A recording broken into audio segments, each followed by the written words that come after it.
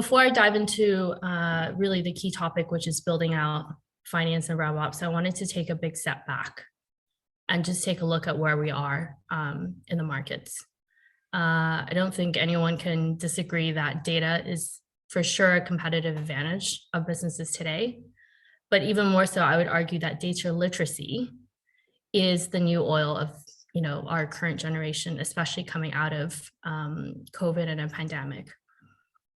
And so what you'll see on this slide is actually the volume of data that has been created over the last decade plus since coming out of the last recession.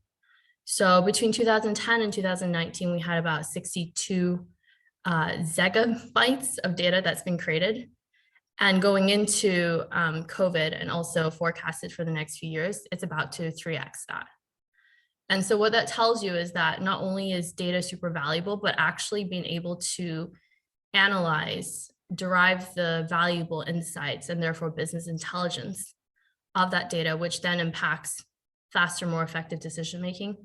That's super, super critical to not only surviving, but I would argue thriving through a recession. And so like oil, this is quite a famous quote, like oil, data is valuable, but if it's unrefined, it cannot really be used. So you have to break down data in order for it to be used in order to impact business decisions. What does that mean practically? It means that actually, I think probably all of us have tested out ChatGPT and have seen the advancement of AI in the last few years, in particular since the start of the year. But what that means is that there is just so much data out there today that it's really important to not only look at how data is collected, captured, stored, ultimately arranged and visualized to affect decision making, but also how do you communicate that to your business counterparts? How do you derive insights that are really, really valuable to grow and scaling a company? And I really like, how Lego has illustrated this problem, which is you need to first figure out what data you want to track.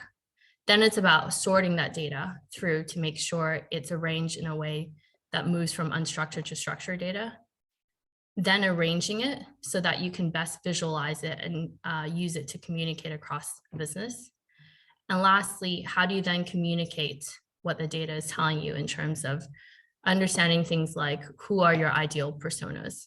What is the ideal customer segment that you're going after and why? What does that mean in terms of looking at new geographies or verticals that you're expanding into? And ultimately, how does that then relate to who I hire, when, how much I compensate them, et cetera? That's ultimately the value of data and having data integrity, but also actionable business intelligence within a business.